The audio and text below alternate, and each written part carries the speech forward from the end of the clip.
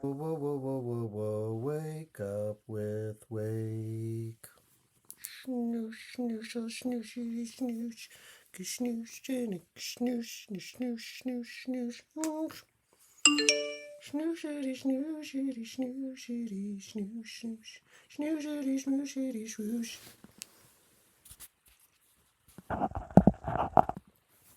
Snooze, snooze, oh. Snoozity, snooze, oh, snooze. Snoozity, snoozity, snooze. Snoozity, snoozity, swoosh. Snooze, snooze, snooze, snooze. Wooshity, wooshity, swooshity, swooshity, swishity, swishity, swishity, swish. Swishity, wishity, swishity, wishity, swishity, wishity, wish.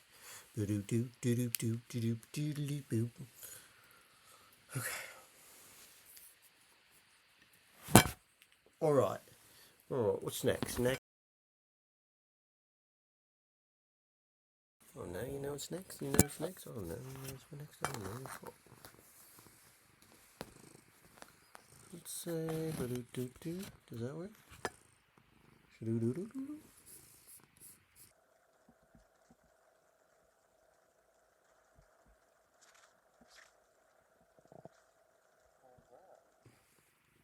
Because that's a new one.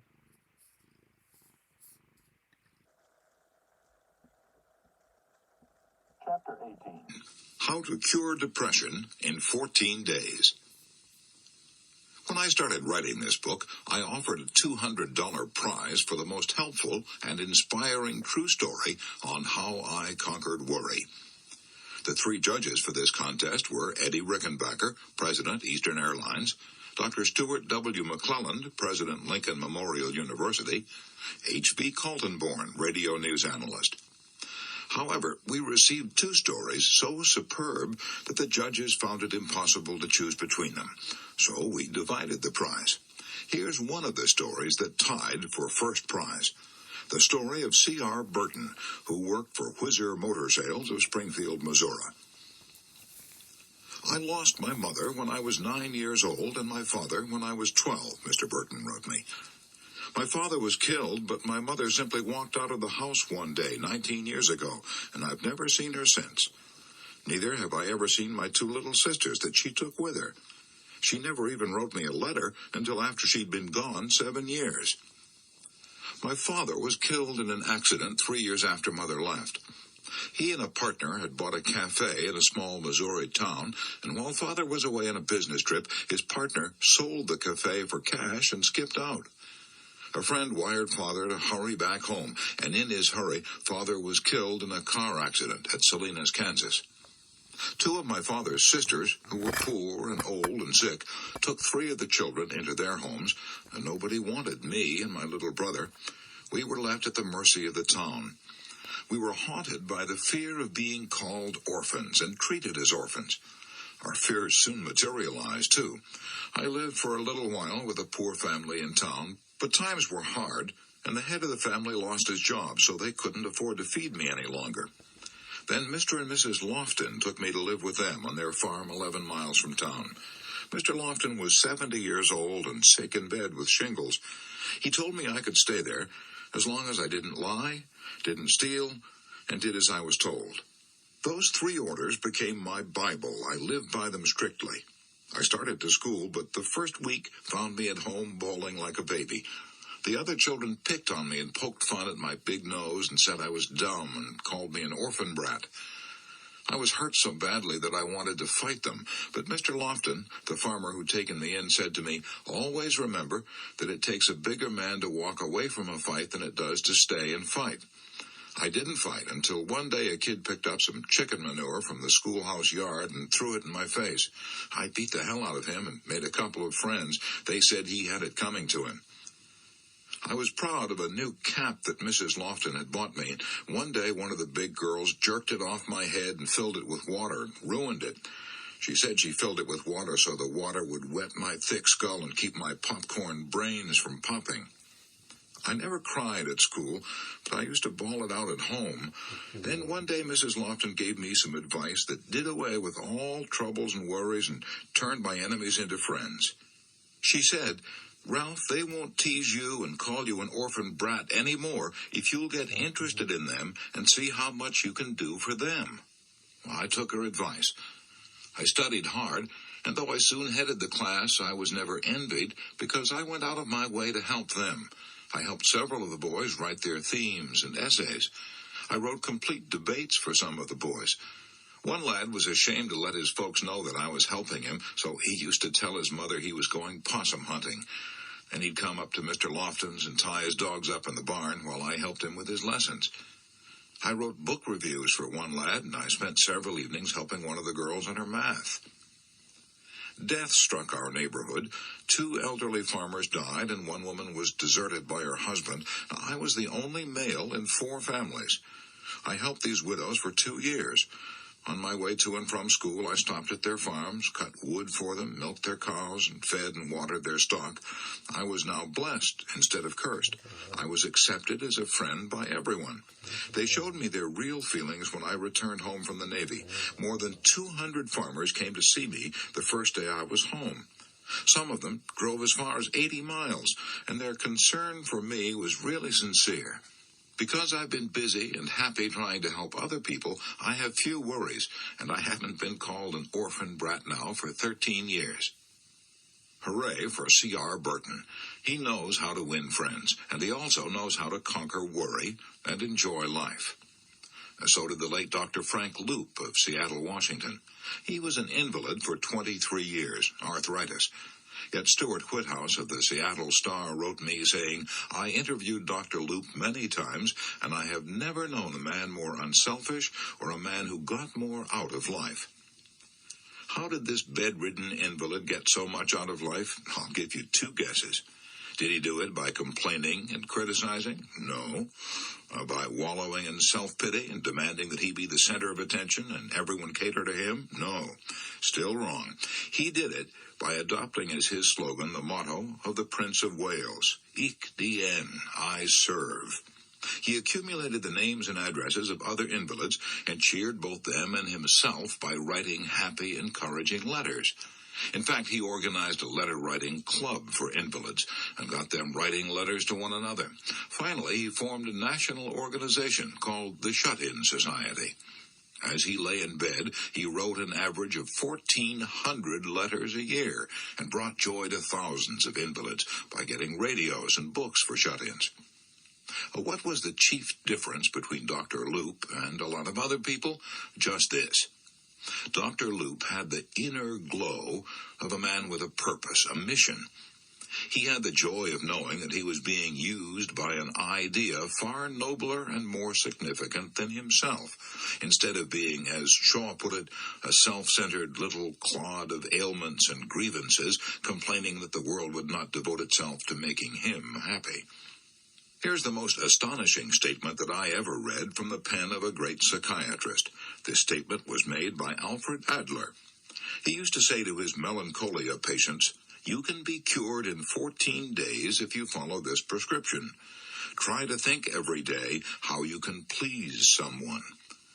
That statement sounds so incredible that I feel I ought to try to explain it by quoting a couple of pages from Dr. Adler's splendid book, What Life Should Mean to You. Melancholia is like a long-continued rage and reproach against others. Though for the purpose of gaining care, sympathy, and support, the patient seems only to be dejected about his own guilt. A melancholiac's first memory is generally something like this. I can remember I wanted to lie on the couch, but my brother was lying there. I cried so much that he had to leave. Melancholiacs are often inclined to revenge themselves by committing suicide, and the doctor's first care is to avoid giving them an excuse for suicide. I myself try to relieve the whole tension by proposing to them as the first rule of treatment, never do anything you don't like. This seems to be very modest, but I believe that it goes right to the root of the whole trouble.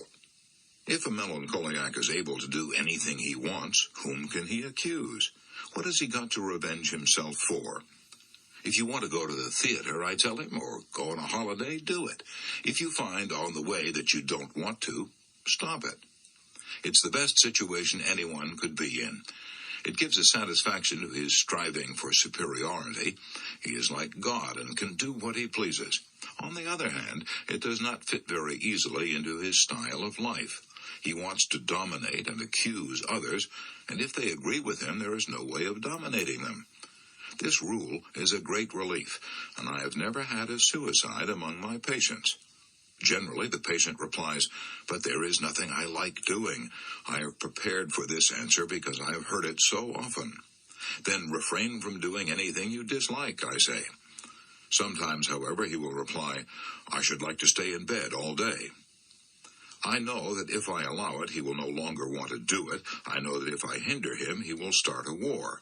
I always agree. This is one rule. Another attacks their style of life still more directly. I tell them, you can be cured in 14 days if you follow this prescription.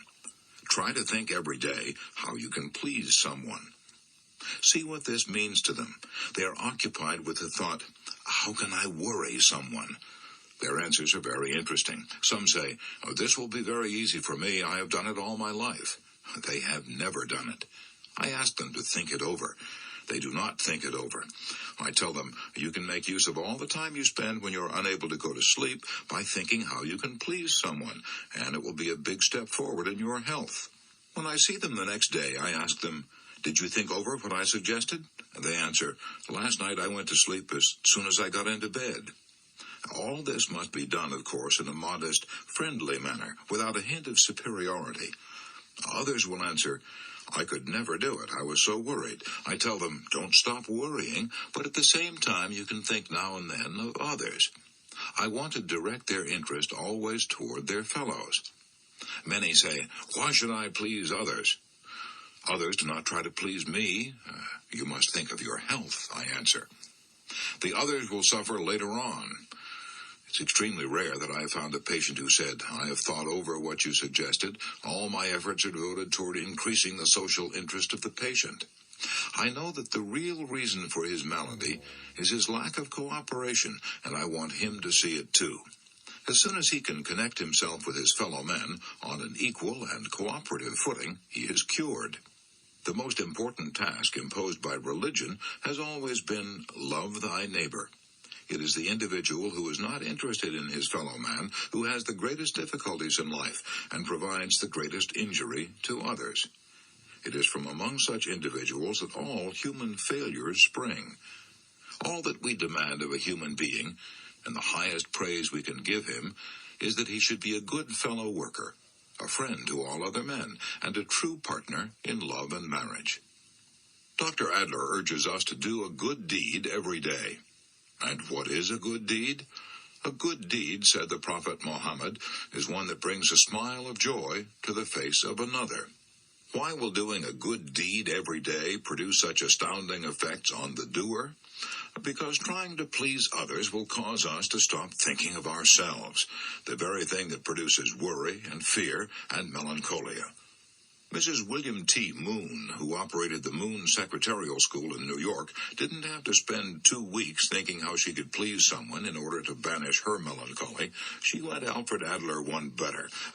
She did Adler 13 better. She banished her melancholy, not in 14 days, but in 1 day, by thinking how she could please a couple of orphans. It happened like this. In December 5 years ago, said Mrs. Moon, I was engulfed in a feeling of sorrow and self-pity. After several years of happy married life, I had lost my husband. As the Christmas holidays approached, my sadness deepened. I'd never spent a Christmas alone in all my life, and I dreaded to see this Christmas come. Friends had invited me to spend Christmas with them, but I did not feel up to any gaiety. I knew I would be a wet blanket at any party, so I refused their kind invitations. As Christmas Eve approached, I was more and more overwhelmed with self-pity. True, I should have been thankful for many things, as all of us have many things for which to be thankful. The day before Christmas, I left my office at 3 o'clock in the afternoon and started walking aimlessly up Fifth Avenue, hoping that I might banish my self-pity and melancholy. The avenue was jammed with gay and happy crowds, scenes that brought back memories of happy years that were gone. I just couldn't bear the thought of going home to a lonely, empty apartment. I was bewildered. I didn't know what to do. I couldn't keep the tears back. After walking aimlessly for an hour or so, I found myself in front of a bus terminal.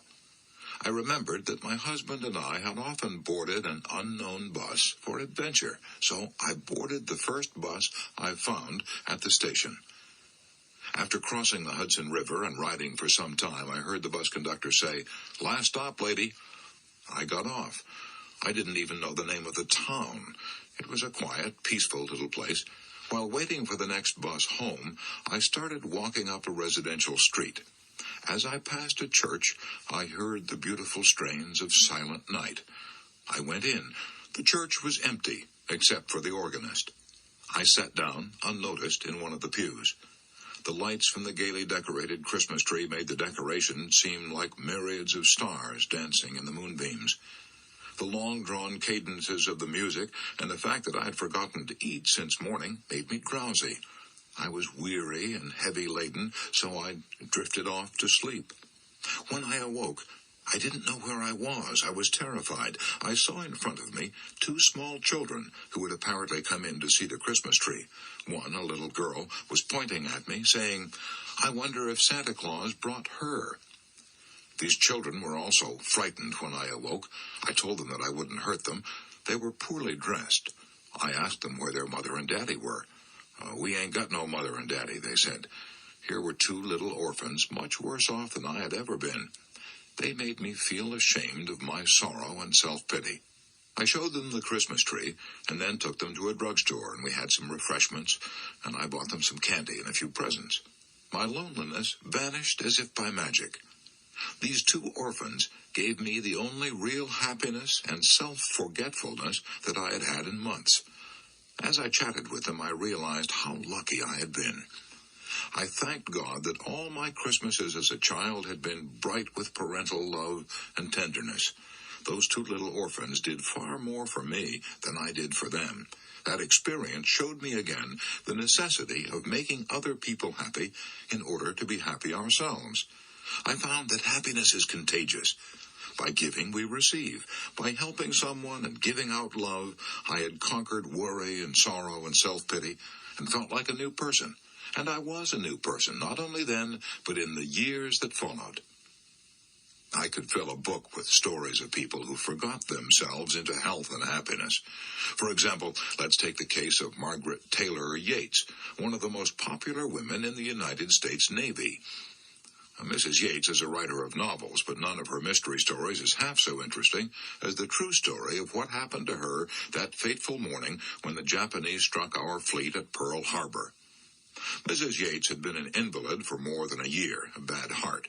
She spent 22 out of every 24 hours in bed. The longest journey that she undertook was a walk into the garden to take a sunbath. Even then, she had to lean on the maid's arm as she walked. She herself told me that in those days she expected to be an invalid for the rest of her life. I would never have really lived again, she told me, if the Japanese had not struck Pearl Harbor and jarred me out of my complacency. When this happened, Mrs. Yates said as she told her story, everything was chaos and confusion. One bomb struck so near my home the concussion threw me out of bed. Army trucks rushed out to Hickam Field, Schofield Barracks, and Kaneohe Bay Air Station to bring Army and Navy wives and children to the public schools. There, the Red Cross telephoned those who had extra rooms to take them in. The Red Cross workers knew that I had a telephone beside my bed, so they asked me to be a clearinghouse of information. So I kept track of where Army and Navy wives and children were being housed, and all Navy and Army men were instructed by the Red Cross to telephone me to find out where their families were. I soon discovered that my husband, Commander Robert Raleigh Yates, was safe. I tried to cheer up the wives who did not know whether their husbands had been killed. I tried to give consolation to the widows whose husbands had been killed, and there were many. 2,117 officers and enlisted men in the Navy and Marine Corps were killed, and 960 were reported missing.